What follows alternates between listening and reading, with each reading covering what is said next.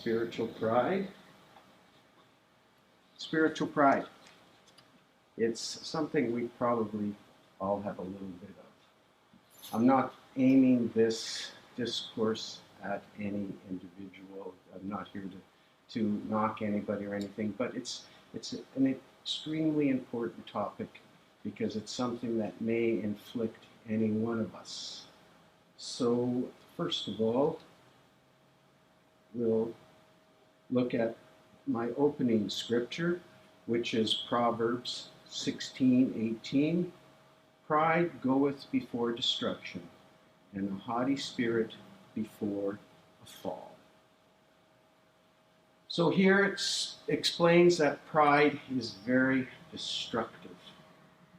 And brothers Johnson, Russell, and Jolly all agreed with this, that it is a disease that can inflict us and eventually kill us if we're not aware of it and if we don't get a cure. Pride in the world today, I don't know if you ever watch media shows like Ellen and Jimmy Kimmel and Stephen Colbert. They actually encourage pride amongst worldly people. They tell you, oh, you should be so proud of that accomplishment that you made, or you should be proud of how well you did in business and such. But really, that's not what God teaches. God teaches that pride is destructive. It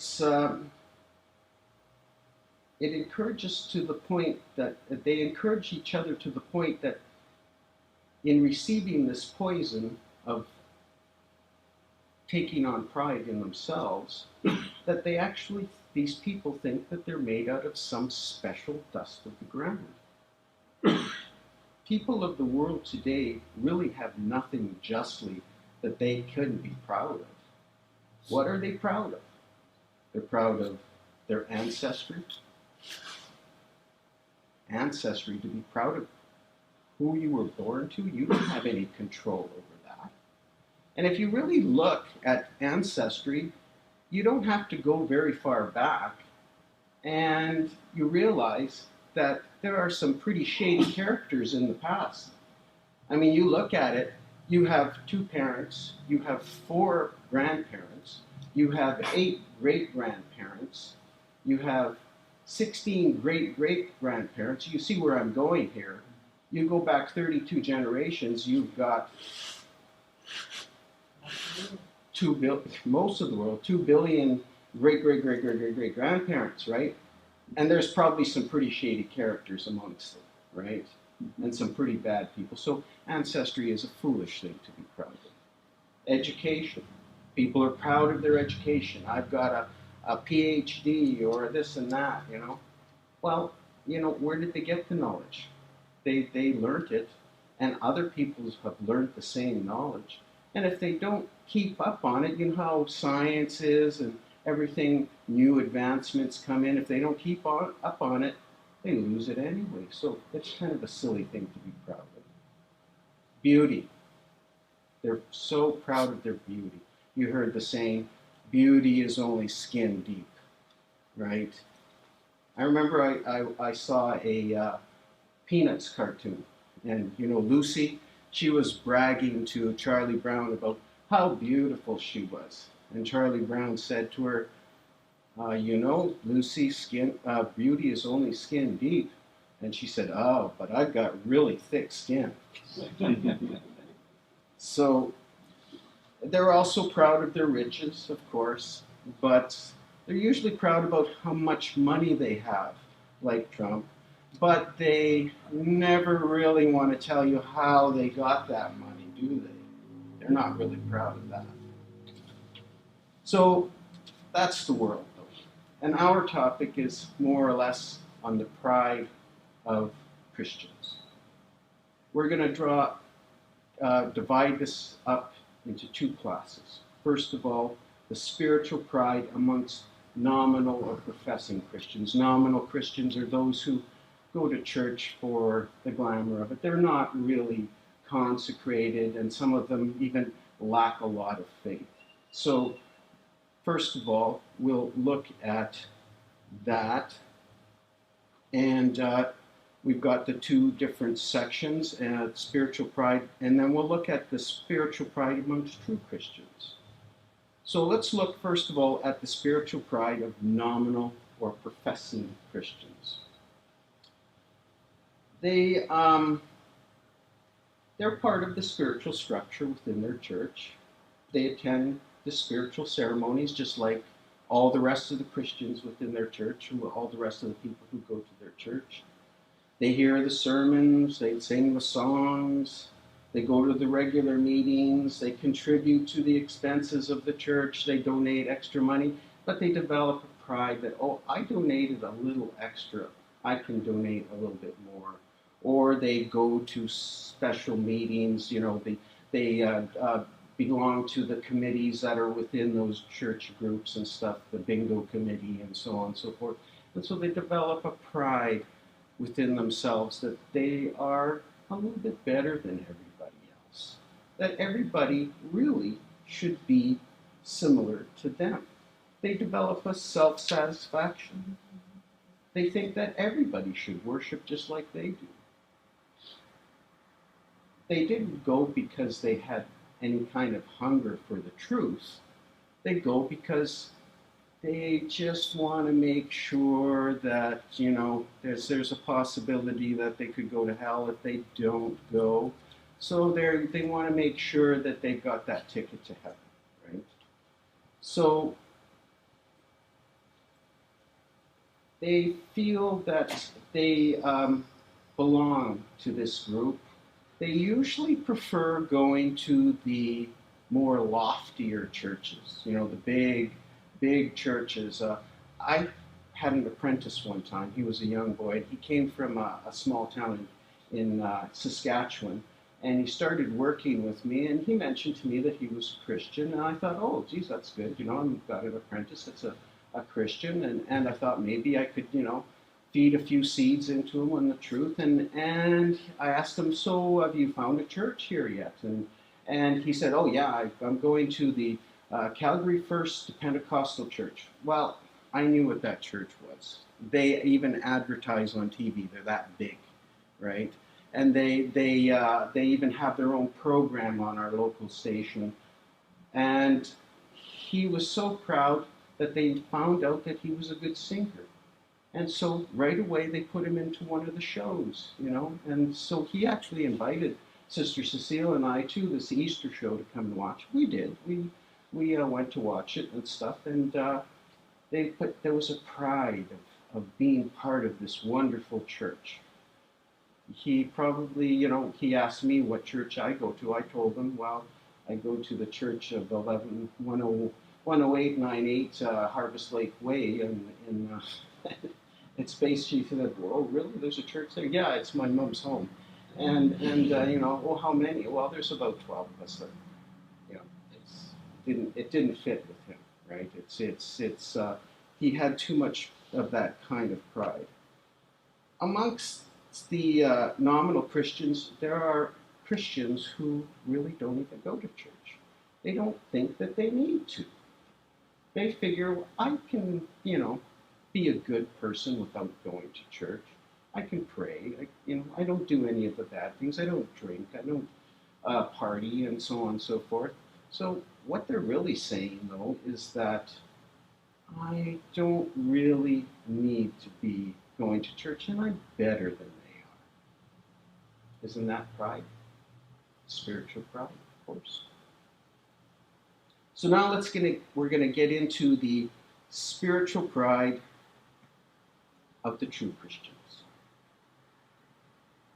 Pride that is foolish or semi-hypocritical in the world or nominal Christians is a very serious matter if it invades the heart of true Christians.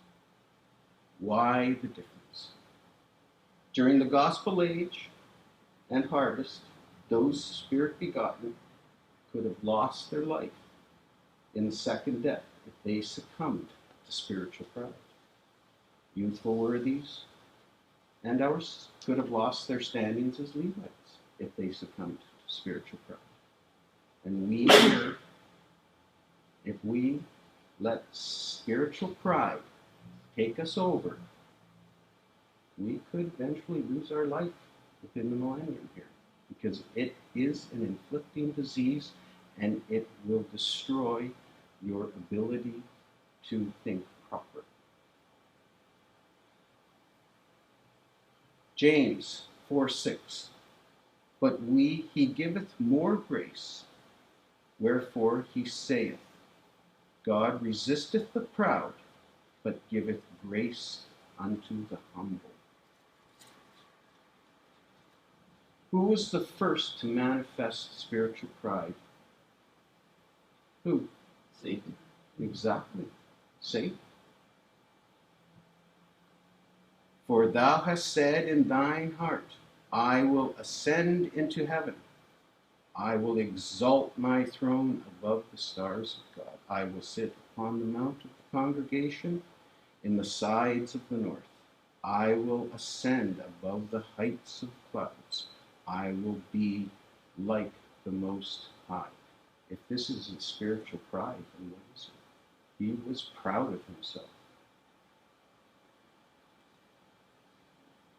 You know, it's kind of interesting timing. When I started researching this topic, I basically found only one article on spiritual pride in all of the present truths, Bible standards, and so on and so forth. There were some other small sections within other articles, but there was one article that stood out that was all by itself, and it was written by Brother Russell. Brothers Johnson reprinted it, Brother Jolly reprinted it, because it had everything that you needed in there about spiritual pride. But the interesting thing is the timing of that article. He wrote it in September of 1916, only a month before he passed beyond the veil. He knew that many of the spirit begotten at the time, if they became spiritually proud, would have lost their standing, and he knew that spiritual pride would stop those who could not get into the little flock anymore because the door was closing, that they could lose their status as Levites because they may have been too proud. They may think, I deserve to be a little flock.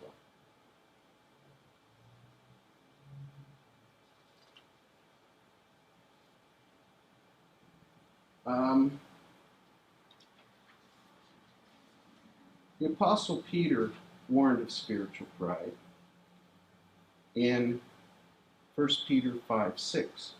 He says, humble yourself, therefore, under the mighty hand of God, that he may exalt you in due time. Be humble. So, Brother Russell and Johnson and Jolly called spiritual pride a disease. That's what they described it as. It's a disease. So what do we know about diseases? They have symptoms, don't they? And let's just look at this verse first. For whoever exalteth himself shall be abased, and he that humbleth himself shall be exalted. Now let's look at some of these symptoms. Boasting of accomplishments. Have you ever seen a truth brother who's, I've read all of the books. I've read every single truth literature that's out there. Hey, guess what? I spent days and days passing out tracts. I pass out more tracts than anybody I know. I've brought in more people to the truth. Boasting.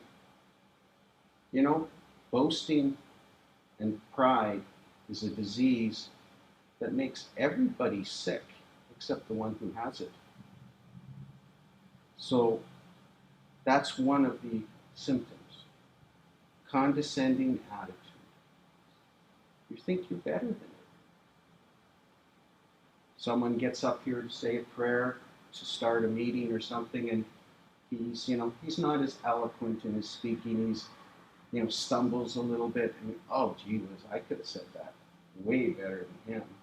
Or someone comes up and does a testimony meeting, and oh my goodness, that has nothing to do with Christianity, or I could have done way better than that. Condescending attitude. And those who have spiritual pride are really unaware of it. That's the really difficult part, because they don't know that they have spiritual pride. It's almost like a mental disease. Cecile and I have some experience in mental diseases, and that's one of the first things, is to convince the person that they actually have a problem.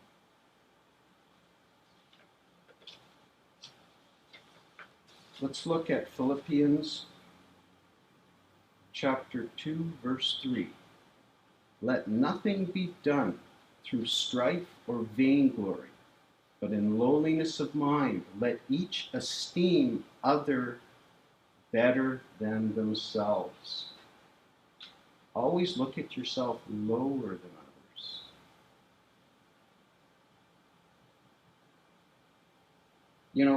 People who have spiritual pride can be contentious and cantankerous. Love to argue. Even if they know the other person is right, they just argue for the sake of arguing. They think that they're a little bit better. And my way of saying that is a little bit better. Galatians 5:26. Let us not be desirous of vainglory, provoking one another, envying one another. Don't provoke any kind of fights or arguments or anything like that. Spiritual pride is extremely dangerous to teachers. We here who are speaking this weekend, we have to be extremely cautious. Be not many of you teachers, my brethren, knowing that a man shall receive severe trials. In the past, only the clergy was allowed to talk to people and teach people. But we know now that all who are enlightened can teach in some degree the good tidings to the meek. This includes our private conversations with friends and our neighbors. If you have a chance to speak and to teach someone something about the truth, by all means, you have all the right, and it will probably be a blessing to that person. Isaiah 61:1. The Spirit of the Lord is upon me, because the Lord hath anointed me to preach good tidings unto the meek. He hath sent me to bind up the brokenhearted, to proclaim liberty to the captives, and the opening of the prison to them that are bound. Those who are privileged here today and tomorrow to present the truth to those who are listening, we can be inflicted so easily by spiritual pride. We can start to believe that we are special. We can believe that we have an incredible ability to present the truth in a way that makes it easy for all to understand. Brother Russell wrote, "What should be the proper attitude and how we should read into this? What should we read into this, And I'm going to read that to you. The proper attitude, as all will agree, is that the Lord's people should feel greatly humbled instead of greatly exalted and heady in the respect to these opportunities for telling the truth to others. We should feel our unworthiness we should realize that the plan is not ours, that we have merely heard of it ourselves, that it is really God's plan, that we are honored as his servants to tell it out. But if we allow any impression to go out that it is by any wisdom on our part or any skill that the beauty is seen in the message, then to that extent we are taking glory to ourselves, which belongs to the Lord, and doing injury to ourselves proportionately by failing to demonstrate our worthiness to be used by the Lord in the present and in the future. Brother Johnson, added to that. He said, "We have boasted in the truth and shall continue to boast of it, that no human philosophies can hold a candle to its brilliant electric ray. But we have never boasted of being its originator. On the contrary, it is because we did not manufacture it, but because God has revealed it in due time, as meet in due season, and because it is so much more wonderful than we or any other human being could originate or concoct, that we have confidence that none other than God is its author and revealer." So, what should we do here as teachers and speakers? Don't take any praise for your service. What did Brother Russell always used to say about praise? Does anyone know? Roll. I mean, that's criticism. We let praise roll off of us like water from a duck's back. And if you've ever seen a duck, you pour water, it just rolls right off. And it's kind of an interesting thing because, if you have a duck and you wash it of all that oil that's in its feathers, it'll sink in the water. You put it on top of the water, it just sinks, right? So let that oil of the Spirit keep us lubricated, and let then praises roll off of you. Don't accept praises, and don't let them get into you, because you don't want to become proud. So it's a disease, but you know what? The cure is extremely difficult. Why? Because it requires humility. And humility is something that people with spiritual pride lack. And so what you need to cure yourself from spiritual pride is the thing that you lack. So it's very difficult. If approached, those with spiritual pride think that you're just jealous. If you tell them, well, you should be, you're getting a little proud of yourself, or you shouldn't have conflicted that person. Like, oh, you're just jealous. I know more than you. Those with it should be approached with kids' gloves. It's best if the entire class, if a person within your class has noticed that he's getting a little too proud of himself, if the entire class does something about it. Maybe don't elect that person to be an elder in the next time that it comes up. Let them think about it and realize that maybe they're getting a little bold. If that doesn't help, then all we can do is to ask the Lord for his providences to interpose. And if he's really a child of God, the Lord will do something about it. The spiritual pride upsets our ability to properly balance our conscience, to really decipher what is right and what is wrong. Those who are sick become insensitive to the principles of the golden rule. They feel that their opinion is always right, and they deny others of their opinion. Prevention. How can we prevent spiritual pride? Don't take praise.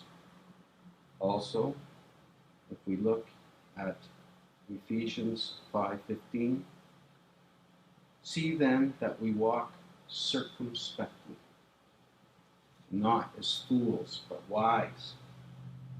Circumspectly, what does that mean? Circum is around. Specto spectly comes from the word specto, to look. Walk looking aroundedly. So we should walk in a way that we're always watching over ourselves. We go to Him at the beginning of every day with prayer to God and pray for divine wisdom and supervision. Through the day, we try to live according to that prayer.